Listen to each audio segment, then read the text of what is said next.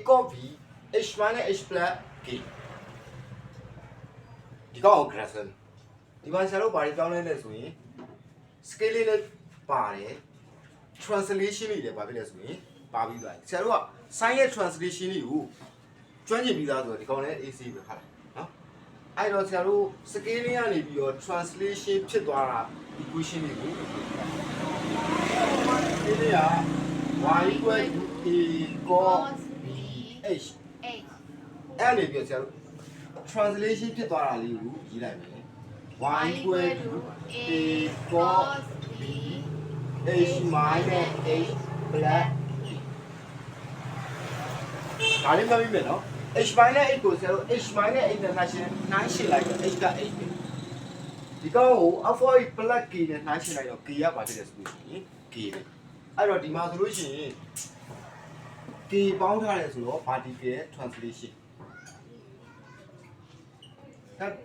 ဒီနားလေးတေချာကြည့်ပြီနော်ဆရာ translation နဲ့ transformation ခဏခဏမှာဟုတ်တယ်နော် vertical ဒီမှာ translation vertical translation ကဘာလဲဆိုရင်ဒီအဲ့ပြောင်းလဲဆိုတော့ horizontal translation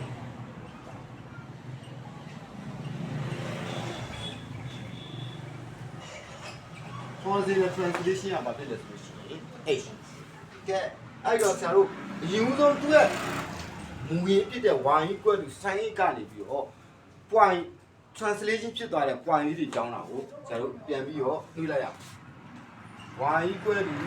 sorry cos နော် cos ကနေပြီးတော့ point လေးတွေကြောင်းသွားတာကဒီ scale လေးကိုသွားမယ် y equal to a cos dh နောက်တစ်ခု translation ကိုသွားလိုက်မယ် y equal to a cos b h minus h plus b y equal to cos h က original point လေးက h, y လည်းပြောင်းလဲဆိုလို့ရှိရင် a လည်းပြောင်းပြီးတော့ h ကိုဘာလဲပြောင်းလဲဆိုရင်1 by b နဲ့ဘာလုပ်လဲဆိုရင်ပြောင်းဒါ scale နဲ့လုပ်တာနော်အဲ့တော့ h ကို h by b, ay ကဲတော့ဆရာတို့ဒီကောင်က scale လေးလုပ်တာ scale လေးလုပ်ပြီးတော့ translation ရှင်းလုပ်လိုက်မယ် h မှာဘာပေါင်းလဲဆိုလို့ရှိရင် h မှာ h ပေါင်းပြီးတော့ y မှာဘာပေါင်းလဲဆိုရင် k ပေါင်းလိုက်မယ်နော်အဲ့တော့ h by b မှာဘာပေါင်းလဲဆိုရင် h ပေါင်းပြီးတော့ ay ဆိုတဲ့ y မှာ k ပေါင်းမယ် အဲ့တော့ translation မှာရှိတဲ့ 5 key point ကိုဆရာတို့ရေးအောင်အဲ့ translation မှာရှိတဲ့ 5 key point ကိုရေးဖို့အတွက်ဆရာတို့ဒါလေးကိုကြည့်ပြီးမှရေးပါဆိုလိုက်အစီအပြေမှာဒီတိုင်းဆရာတို့စိတ်ကူးရနေပြီးတိုက်ရိုက်ကြီးထွက်မလာဟုတ်လားအဲ့တော့ 5 key point ကဆရာတို့ရိုးရိုး 5 key point တွေကဘာလဲဆို0 pi by 2 pi 3 pi by 3 pi by 2 2 pi 5 key point ပဲเนาะအခုက call အတွက်เนาะ sign မဟုတ်တော့ဘူးကဲ sign မမိပြီလားပြောကြည့် sign ဆိုရင်0 1 0 minus 1 0 call ဆိုလို့ရှိရင် call 0က1 0 minus 1 0 1 5 key point ဟာအဲ့ကောင်လေးကိုဆရာတို့ပြောင်းလဲသွားတဲ့ translation လေးကိုဆရာတို့ translation ရဲ့ဒီကောင်လေးကိုကြည့်ပြီးတော့ translation ရဲ့5 key point ကိုရေးတဲ့เนาะဒီမှာဆိုလို့ရှိရင်ဆရာတို့သိထားမှာ mid line sign ပါလို့ပဲ mid line ကဘာဖြစ်လဲ y equal to mid line က k ကိုကြည့်ရမှာเนาะ k ကိုကြည့်ရမှာပြီးလို့ရှိရင်ဆရာတို့ h intersect စာဒီကောင်က h ဝင်ယူမှာမဟုတ်တော့ဘူး translation ဖြစ်သွားတယ်ဆိုတော့ဝင်ယူကိုဘာဖြစ်လဲဆိုရင်ပြောင်းသွားပြီအဲ့ပြောင်းသွားတဲ့ဝင်ယူကို mid line ကိုဘာဖြစ်လဲဆိုရင်ခေါ်တယ် mid line ပေါ်မှာရှိတဲ့အမှတ်တွေဆရာတို့မှတ်လိုက်အဲ့တော့ဆရာတို့ရိုးရိုးမှာဆရာတို့ရှိတဲ့ h intersect တွေကဘာတွေလဲဆိုရင်ဒီကောင်အဲ့ intersect ဆိုတာ y တန်မှု0ဖြစ်တဲ့ကောင်အခု mid line မှာကျတော့အဲ့ mid line မှာကျတော့ y တန်မှု k ဖြစ်မဲ့ကောင်နော်ဒီကောင်ကဘာ point လဲ maximum point ဒီကောင်က maximum point ဒီကောင်က minimum point ကဲအဲ့တော့ဆရာတို့ပြောင်းလဲသွားတဲ့ mid line မှာရှိတဲ့ point တွေကိုဆရာတို့တောင်းရအစားဆုံးကြည့်လိုက်တာ point on mid line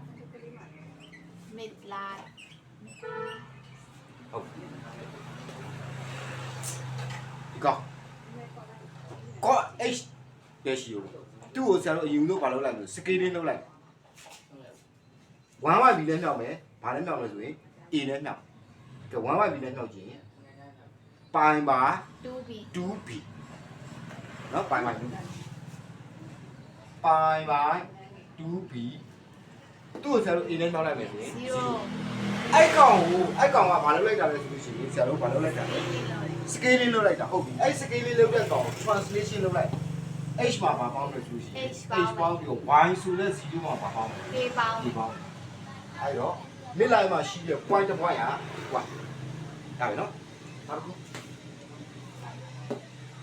သူ့ကို1 by b နဲ့မြောက်လိုက်ဆရာတို့ဘာရမလဲ 3 by 2b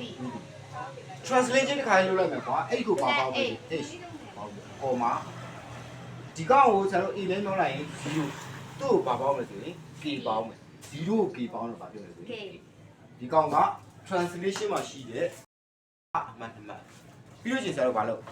မဇီမန် y ရှာလိုက်မဇီမန် y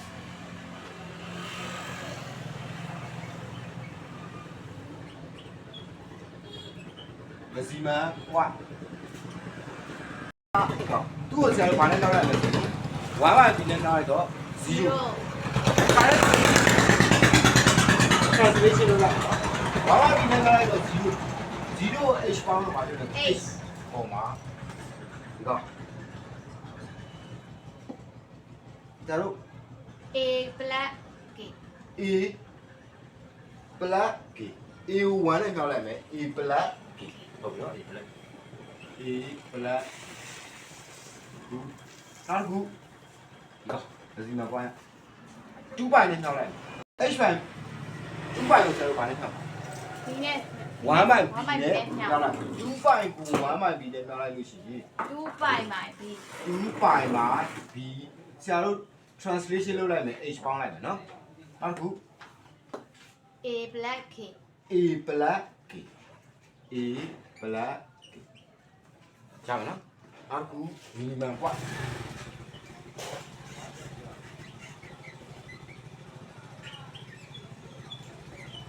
minimum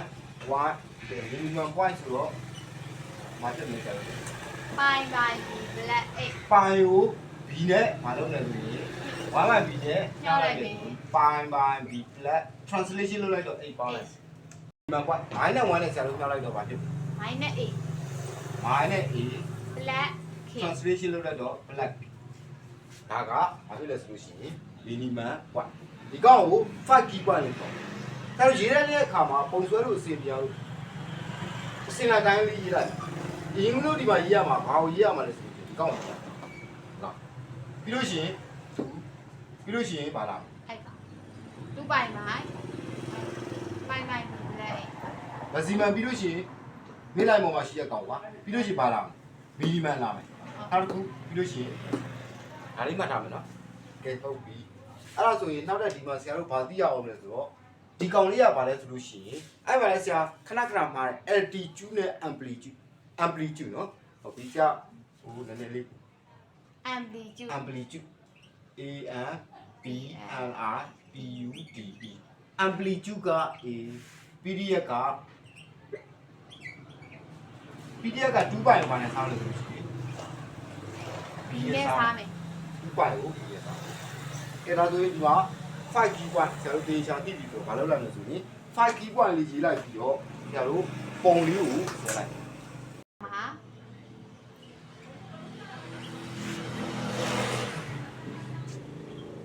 ဟာ5 key point ကဘာဖြစ်မလဲဆိုလို့ရှိရင်8 comma a black key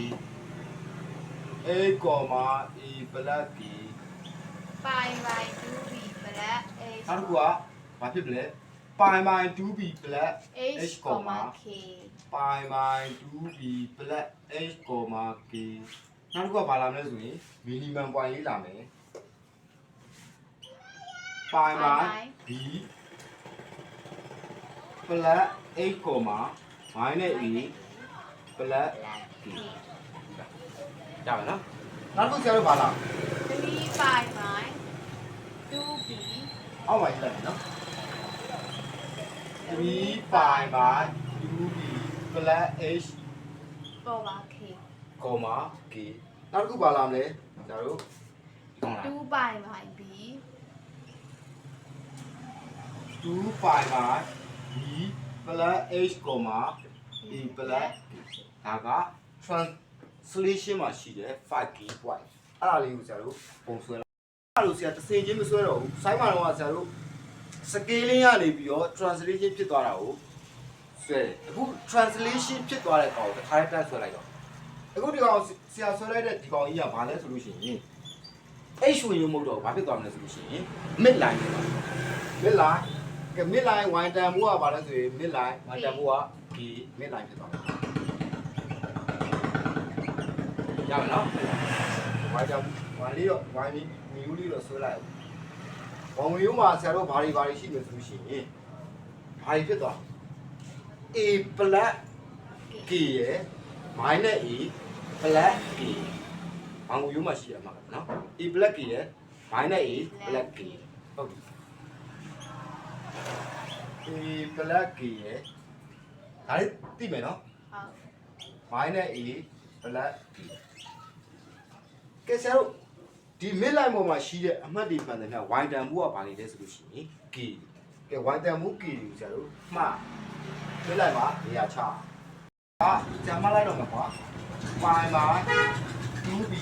plus ဟုတ်ပြီနော်နောက်တစ်ခုဘာလဲ 3 3 pi by 2b plus h comma k ဒီလောက်မှာလိုက်3 pi by 2b plus h comma k ဟုတ်ဆက်လို့နောက်တစ်ခုတော့ဘာဖြစ်လဲဆိုလို့ရှိရင်9 key point နဲ့ဆက်လို့တိုးပြီးတော့မှတ်ကြည့်အောင်မှတ်ကြည့်ရင်နောက်တော့ဘာဖြစ်လဲ pi by 2ပြီးလို့ရှိရင်ဘာလာမလဲဆိုရင်3 pi by 2 pi by 2ပြီးလို့ရှိရင်ဘာလာမလဲ pi လာမယ်ပြီးလို့ရှိရင်3 pi by 2 3 pi by 2ပြီးလို့ရှိရင်ဘာလာမလဲ2 pi လာ2 pi ပြီးဆရာတို့ဘာလာမလဲ5 pi by တေချာမဲ့နော်ကျွန်တော်တို့5 pi by 3မဟုတ်ဘူးနော်5 pi by 2တော့ဒီနောက်မှာရှိတယ်ဆိုရင်5 pi by ကွာဝေးတူတူမှာရှိတယ်နော်သိမယ်နော် ဟုတ် 5 pi by 2 plus 8 comma 5 by my 2b 5 pi by 2b plus 8 comma ဒီဘက်မှာလည်းဆရာတို့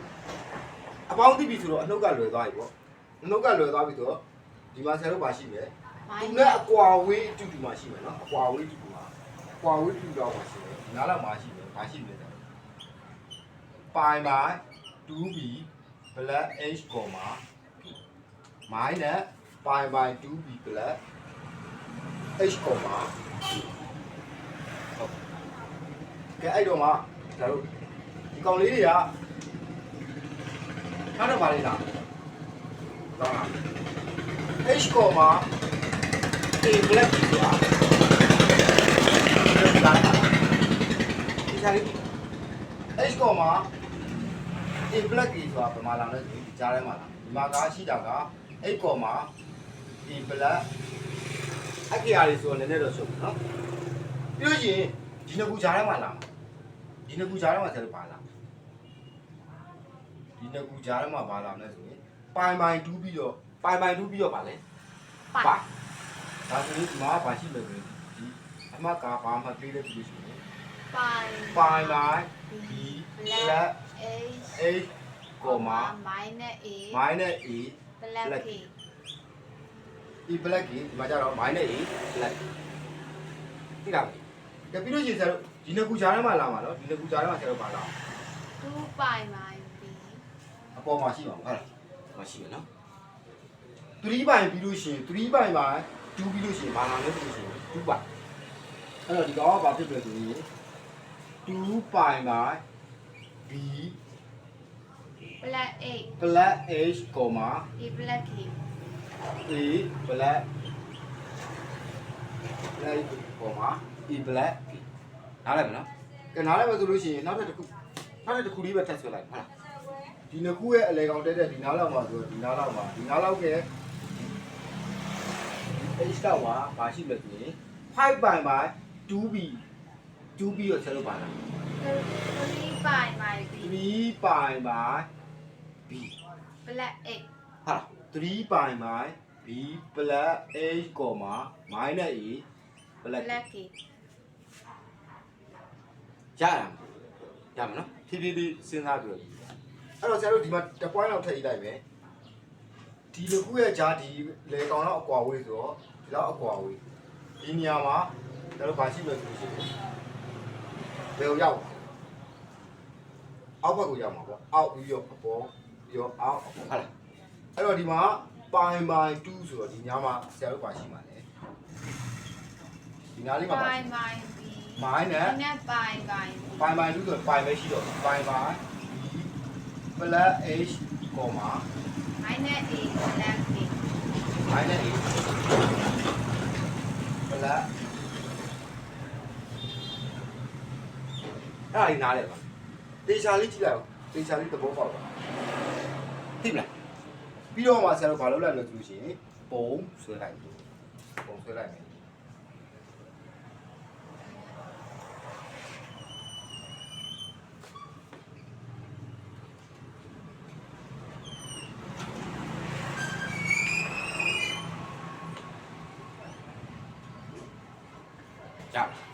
ဒါဘာရဲ့ grade လဲဆိုလို့ရှိရင် y equal to a cos a cos cos b b h minus h plus k ဒီရဲ့ဘာလဲဆိုလို့ရှိရင်draw the graph of y equal to 2 cos pi minus 3 h plus 1 plus 3 and y equal to minus 2 cos pi minus 3 h plus 1 plus 3နော် translation ရဲ့ scaling translation refreshing ရဲ့ကဲအဲ့တော့ဒီဘက်ကကောင်းလေးကိုဆရာအရင်ပြောလိုက်မယ်ပြီးထားတဲ့ကောင်းလေးရေးလိုက်မယ် y equal to 2 cos pi minus 3 h plus 1 plus 3 အဲ့တော့ဆရာ scaling ရနေပြီးတော့စားလိုက်မယ် y equal to 2 cos pi minus 3 h ပြီးတော့မှ y equal to 2 cos pi minus 3 h plus 1 plus 3 scaling ရနေပြီးတော့ translation ဖြစ်သွားတယ် vertical translation ကိုရေးမယ်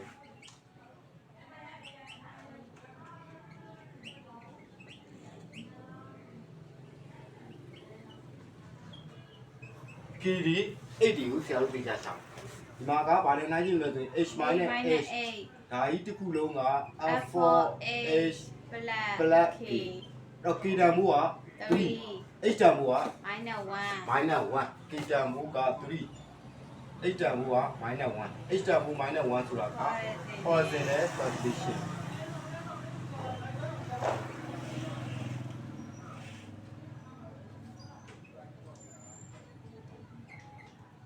h equal to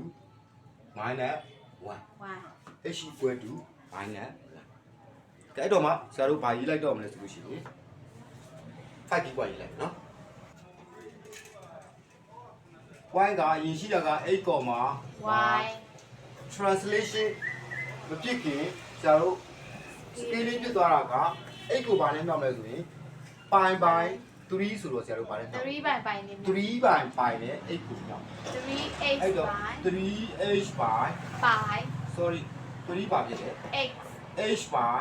pi scaling လုပ်ပြီးတော့လို့ရှိရင် translation မှာတစ်ခါလောက်လိုက်တော့ဘာပေါင်းလိုက်မလဲဆို plus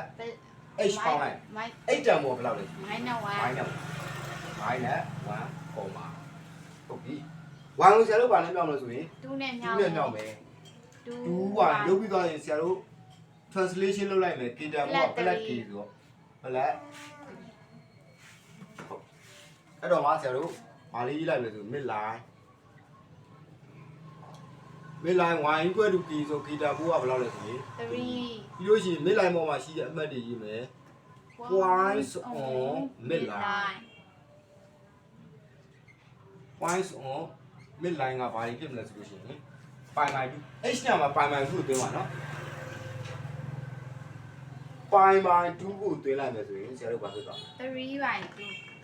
3 by 2 3 by 2ဆိုတော့ 1.5 1.5 1.5ထဲက 1ကိုနှုတ်လိုက်မယ်ဆိုလို့ရှိရင် 1 minus 2 0.5 0.5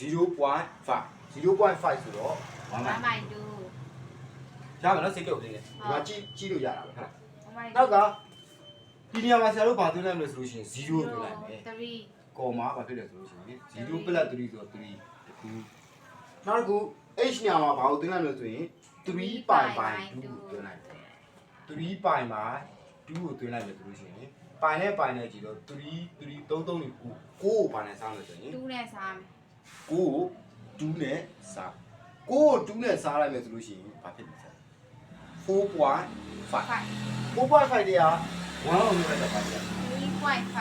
3.5 3.5 7 by 2 7 by 2 3.5ဆိုတော့ဘာဖြစ်မလဲ7 by 2ဟုတ်တယ်7 by 7 by 2ကောမာဘာပါလဲနောက်ကကျွန်တော်ဘာရှာလိုက်လို့ဆိုရင် maximum y maximum point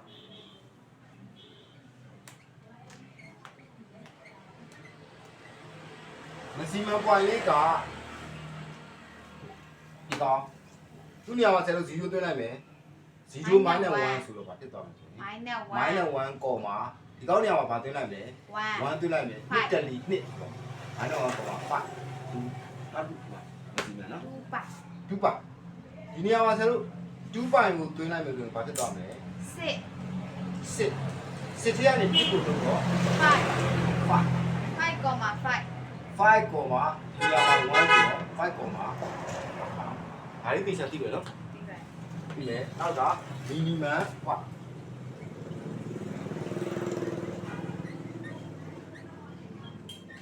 minimum point ကဒီနေရာမှာပိုင်သွင်းလိုက်မယ်ဆိုပိုင်နဲ့ဘာဖြစ်သွားမလဲဆိုရင်ခြေသွားမယ်ဆိုတော့3 minus 1ဆိုတော့ဘာဖြစ်လဲ 2 ကောမာဒီနေရာမှာ minus 1သိမယ်နှစ်အနှုတ်1ဆိုတော့ 1 အနှုတ်2ဒါနဲ့ဆိုဘာဖြစ်2ကောမာ1ဒါလေးသိချာကြည့်ရမယ်နော်ရပြီဆိုရင်5 key point လေးဆရာတို့ရေးလိုက်ပြီးတော့ပုံဆွဲလိုက်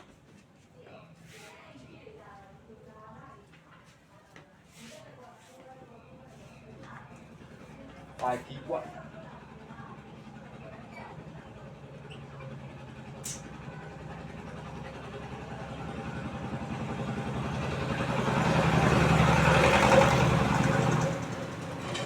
ဆရာတို့ဒီမှာ amplitude amplitude ဟုတ်တယ် amplitude ရေးလိုက်နော် amplitude ကဘာဖြစ်မလဲ amplitude က2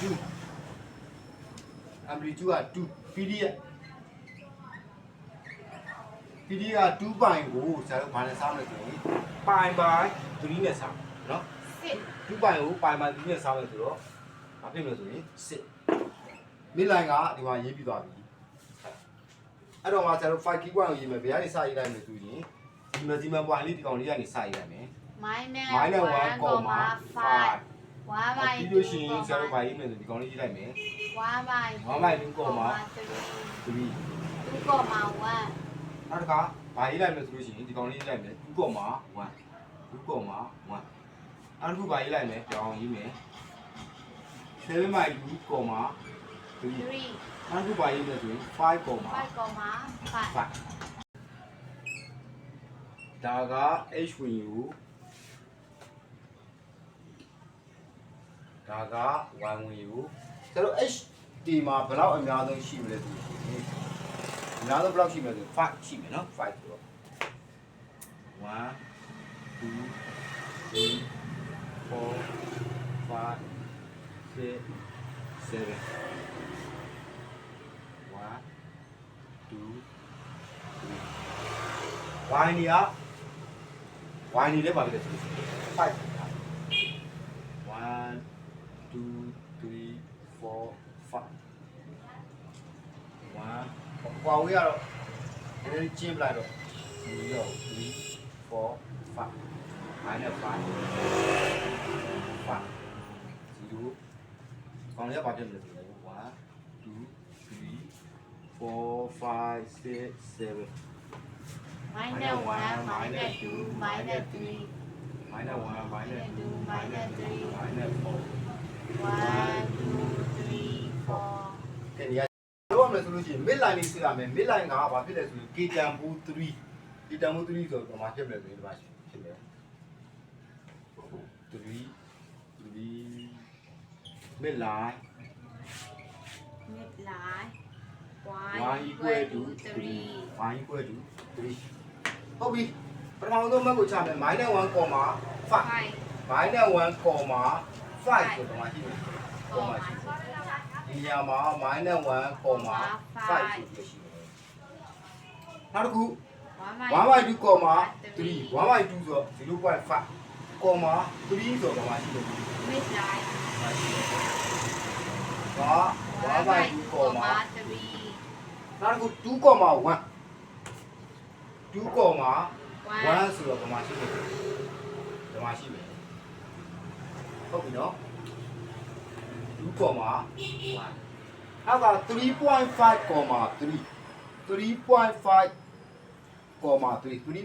တော့ဘာမှရှိမယ်3ဆိုတော့ဘာမှရှိမယ် ပေါ် ဘာမှရှိမယ် 3 7/2, 3 နောက်က 5.5 ဆိုတော့ဘာမှရှိမယ် ပေါ် 5.5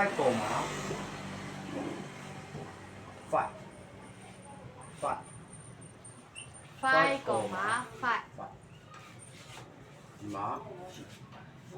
ဟုတ်အဲ့ဒါလေးကိုဆရာတို့ဘာလုပ်ရမလဲဆိုရင်ပုံဆွဲလိုက်ရအ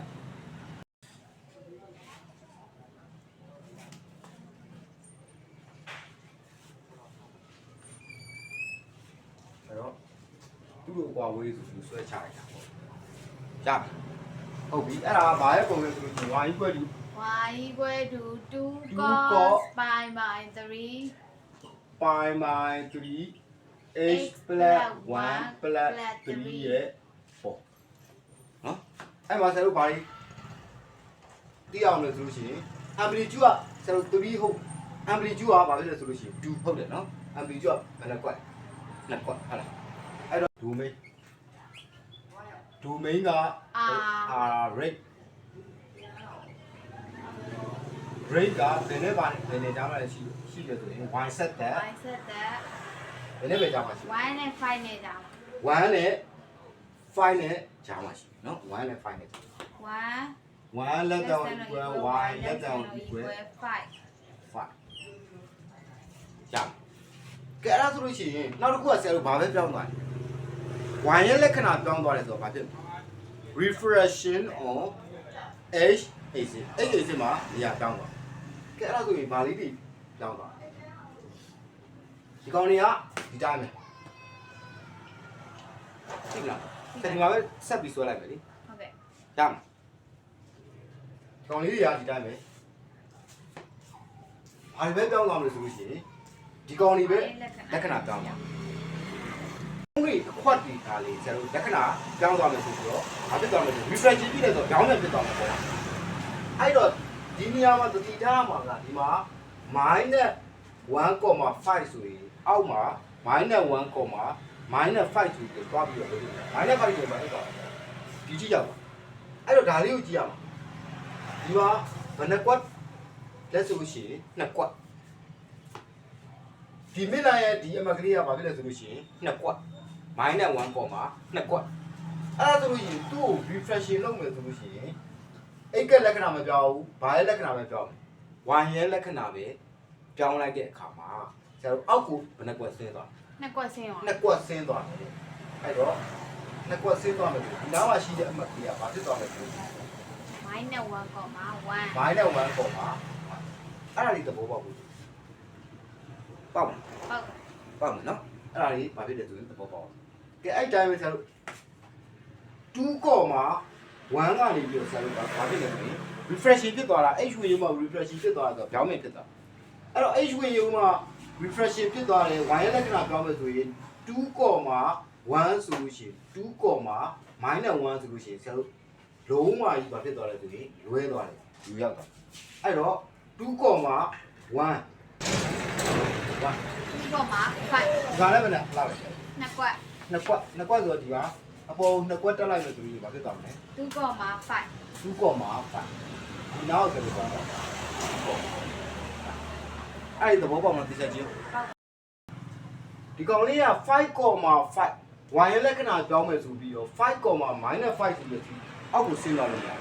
5,5 ဆိုတာကဒီမှာဘယ်နှကွက်လဲဆိုလို့ရှိရင် နှစ်ကွာ နှစ်ကွက်ရှိတဲ့အတွက်ကြောင့်အောက်ကိုသူကနှစ်ကွက်မလုပ်လိုက်လို့ဆိုရင်ဆင်းလိုက်အဲ့တော့ဘာဖြစ်လဲဆိုဒီနားမှာဒါ 5,1 1ဆိုပြီးတော့အဲ့ဒီသဘောပေါက် ပေါက်ပါ ပေါ့နော်အဲ့ဒါကိုဆရာတို့မလုပ်လိုက်လို့ဆိုရင်ပုံဆွဲလိုက်အဲ့တော့ဆရာတို့ရားလေးစဆွဲလိုက်ဟုတ်ပြီနော်ရားလေးစဆွဲလိုက်ဒါတော့